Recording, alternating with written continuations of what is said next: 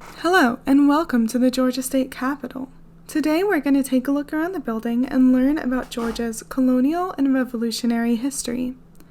We're starting in the rotunda. That's just a fancy word for a round room that has a domed ceiling. In the rotunda, there are a bunch of statues. When a statue only shows a person's head and shoulders, it's called a bust. These busts are made of marble and are in the likeness of Georgia's revolutionary leaders. But if we're going to talk about the history of Georgia, we really need to start with James Edward Oglethorpe. Oglethorpe was a man from England who wanted to start a colony. However, in the early 1700s, he was a little late to the party. Most of the land along the eastern coast of North America was already colonized by Britain, France, or Spain. The land further inland was already occupied by native peoples. So, Oglethorpe had to work really hard to convince King George II to authorize a new colony. Oglethorpe argued that establishing a colony between the Carolinas and Florida, which at the time was Spanish territory, would help protect the very profitable Carolinas from harm. He sweetened the deal by offering to name it after the king.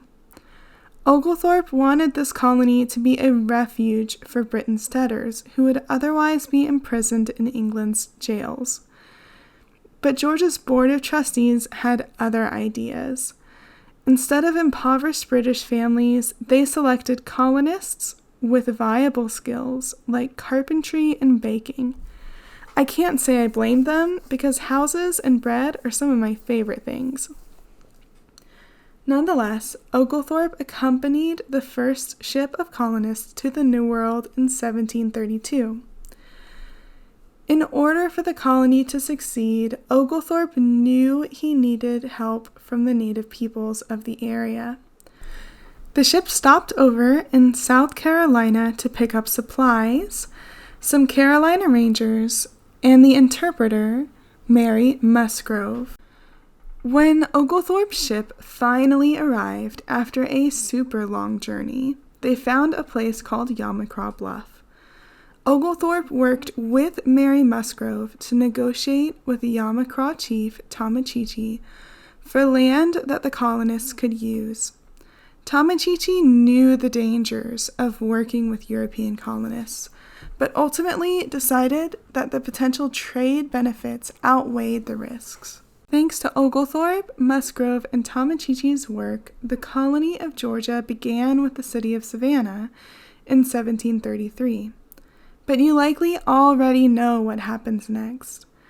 The British colonies revolted in 1776, and that means we finally get to talk about those marble busts. Georgia sent 3 representatives to sign the Declaration of Independence in 1776. George Walton, a Savannah lawyer, Lyman Hall, a doctor, and Button Gwinnett, a Savannah merchant. These men did not just go to Philadelphia to sign a piece of paper. They participated in debates and discussions that went on to decide what kind of country we wanted to be.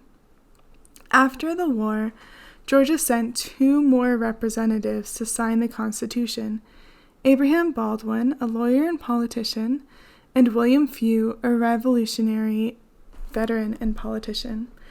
At the time, Savannah remained the center of government and commerce for all of Georgia. But I'm sure you already know it doesn't stay that way for long. In our next video, we'll be talking about Georgia's traveling capitals. The sources for this video can be found in the description box. Thank you for joining us.